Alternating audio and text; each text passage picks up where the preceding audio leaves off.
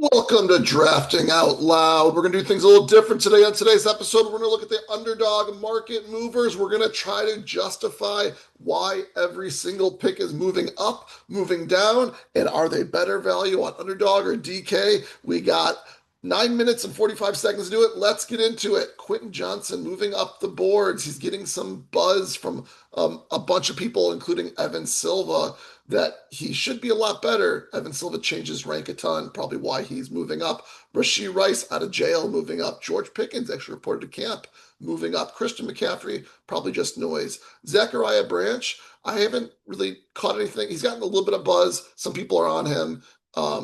Zach Charbonnet, some good news as far as his ACL goes. Adonai Mitchell, people are excited about him and his ability to run routes, lots of routes in that offense. Ryan Flournoy, a lot of people are on him as well, including Evan Silva again and a number of other content creators. Dontavian Wicks getting some buzz to be the number two there, at least at the beginning of the season.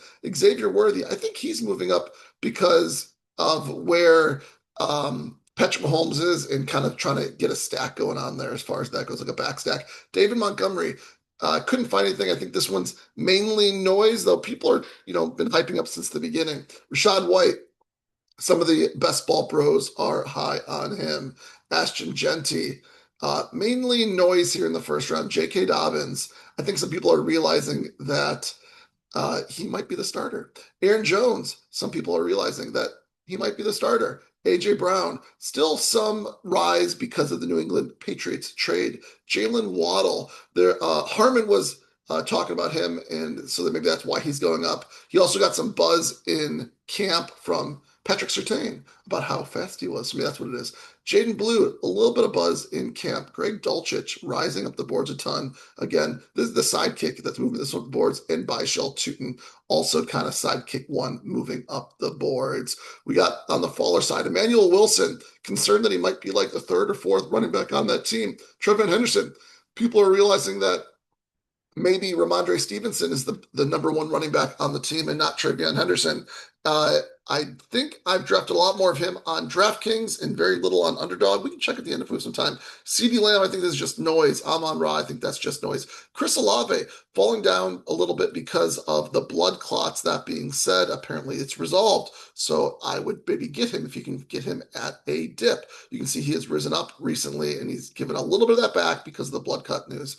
I think now's the time to get him, although I do think he's still overpriced a little bit, if you ask me. Darnell Mooney, just some bad news as far as who's actually going to be running routes on the Giants, and apparently Mooney might not be one of the top guys there. Ladd McConkey, not sure why he's going down. I think it's mainly noise or just giving back a little bit of the huge gain he got because of some of the buzz he's got recently. I think I'm high on Ladd. Kyron Williams, I think this is just noise. Alec Pierce, ankle surgery, 4 months or 4 weeks or something like that. I think it's 4 months. Maybe it's just 4 weeks. I'm not sure. It's a long time out. Ted Hurst giving back a lot of the gains that he had when he was super high. Jadarian Price, people realizing that um, even though Emmanuel Wilson might not be the starter, Jadarian Price also has a tough time getting on the field, or at least staying on the field throughout the whole entire season as Zach Charbonnet maybe comes back. So I think a lot of this move is because of the Zach Charbonnet rise.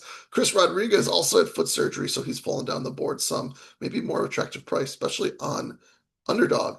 Harold Fannin, hamstring stuff, I believe it is. Josh Jacobs, potential suspension stuff, still falling on the boards. He kind of stabilized. Looks like he's fallen a little bit still, but stabilized for the most part. Tyler Shuck, I think, is just giving back some of the huge gain that he had as people are a little less excited on all the New Orleans Saints pass catchers for the most part.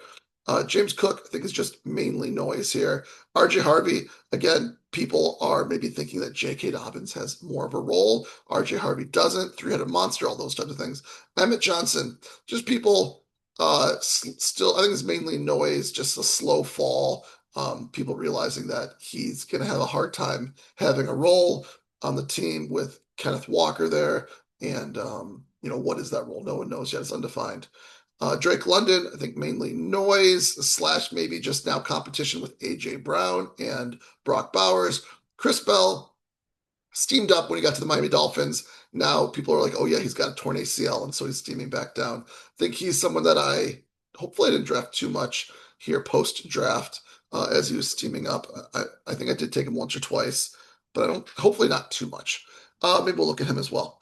Where are they better at? We got 5 minutes left. Where are they better at? Josh Allen, I think, is better on Underdog. Totally, probably too expensive on both sites. Better on Underdog. We talked about him the other day. I think it's nice. If you're not really high on him still, as far as his value, I think it does make sense to let him fall into the fourth round because he does that. I haven't seen it once, but he does that apparently. Igbuka, I think he's also better on Underdog. Is he the PPR guy? I don't know. Is he the touchdown guy? I don't know. Um, so why would he? So I just think probably Underdog overall. DJ Moore.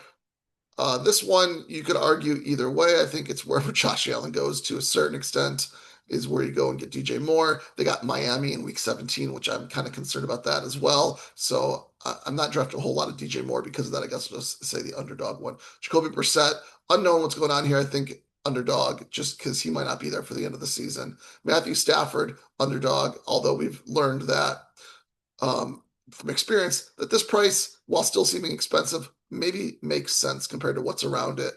If you miss out on Matthew Stafford when you have like a Puka stack or something like that, I think it's toss up either way there. For the most part, a toss up either way there. That being said, I kind of just follow the market to a certain extent. Right now, I've passed on Colston Loveland for someone like where is he? A faller, Josh Jacobs, hoping that Josh Jacobs has some good news. I get some good prices on Josh Jacobs. And then as he rises, I then convert to someone like a Colston Loveland and other players around there. Malik Washington on the Miami offense. I'll take the Underdog side of things. There, I don't think he's going to be like a PPR scam. That being said, he did get a lot of screens and things like that last year. So there's worse picks, but I like Underdog more. Underdog again on this one. Just the injury. I don't know if he's going to be back. This one's a toss up either way.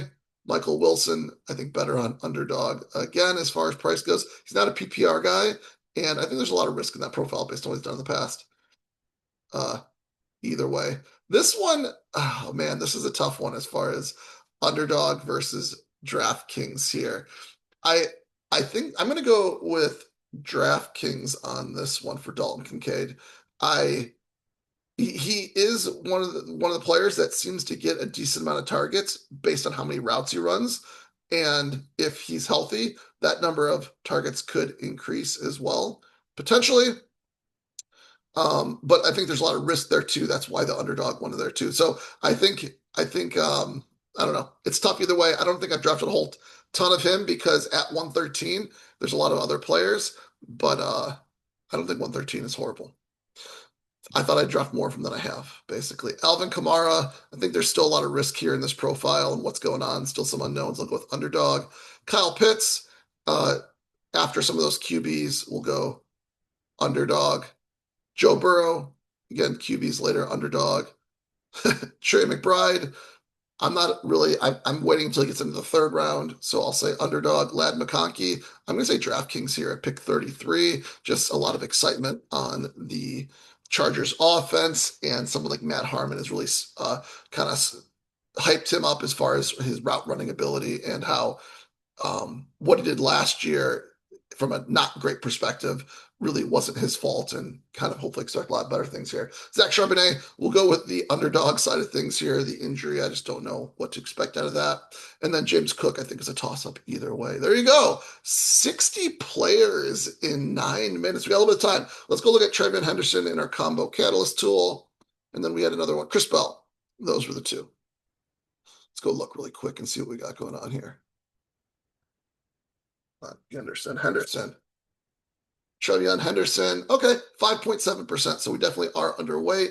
Only 2 drafts with him. You can see that I was probably trying to do like a Drake May as I've stacked him up with A.J. Brown and both of them 100% of the teams. And I did get Drake May on one of those 2 teams, so I probably got sniped on him on one of them. Let's see the one that we got with Drake May just for fun.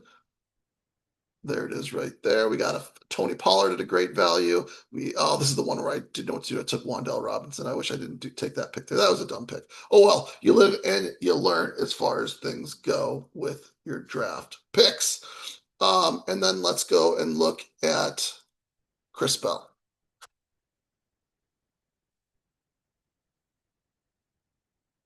2.9%. There we go. See you on the next one. That's in 10 minutes. Peace.